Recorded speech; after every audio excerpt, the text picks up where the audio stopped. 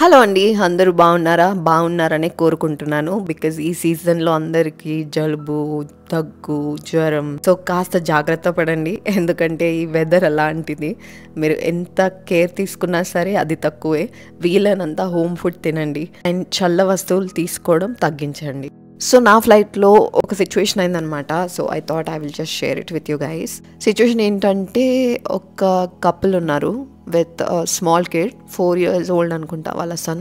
So వీళ్ళు rules deviate చేసి emergency exit book చేసుకునే ప్లాన్ చేశారు. ఎమర్జెన్సీ ఎగ్జిట్లో కూర్చోవాలి క్రైటీరియా ఏంటంటే మీరు అబౌవ్ 15 ఉండాలి అండ్ ఫిజికల్గా మీరు ఫిట్ ఉండాలి అండ్ మీకు భాష అర్థమై ఉండాలి.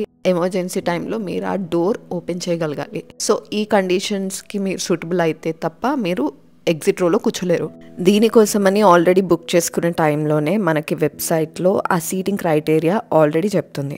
వాళ్ళ సన్ వచ్చేసి ఈ క్రైటీరియా అన్నిట్లో ఫిట్ అవుతాడు, ఈజ్ అబౌవ్ 15 years అని కన్ఫర్మ్ చేసేసారు.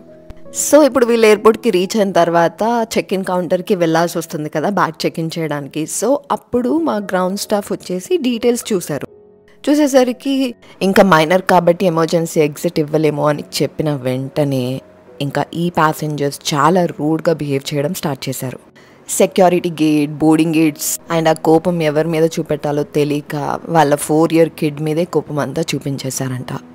ఇంకా బోర్డింగ్ స్టార్ట్ అవుతున్నప్పుడు ఫ్లైట్ మేనేజర్ వచ్చేసి మాకు ఇన్ఫామ్ చేశాడు, ఇలా ప్యాసింజర్స్ ఉన్నారు, సో ఈ సిచ్యువేషన్ జరిగింది, దీనివల్ల వాళ్ళకి మనం వేరే వేరే సీట్స్ ఇవ్వాల్సి వచ్చింది అండ్ వాళ్ళు చాలా అప్సెట్గా ఉన్నారు, హ్యాండిల్ చేయండి అని.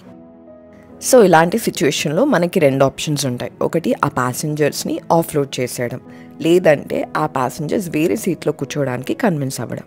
ప్యాసింజర్స్ వేరే సీట్లో కూర్చోవడానికి కన్విన్స్ అయ్యి ఫ్లైట్లోకి అయితే వచ్చేసారు. బట్ వచ్చిన తర్వాత నానా హంగామా క్రియేట్ చేశారు.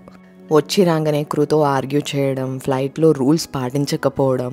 సో ఇలాంటి ఇబ్బందులు మేమైతే ఎక్కువగా తీసుకోము, ఎందుకంటే ప్రతిదీ మనం ఫ్లైట్ సేఫ్టీ రిలేటెడ్గానే చూస్తాం.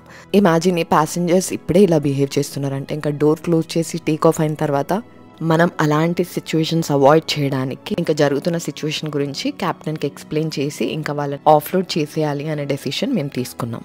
ఇంకా మన స్టాఫ్ వెళ్ళి వాళ్ళకి ఆఫ్లోడ్ చేయాల్సి వస్తుంది అనే ఇన్ఫర్మేషన్ చెప్పిన వెంటనే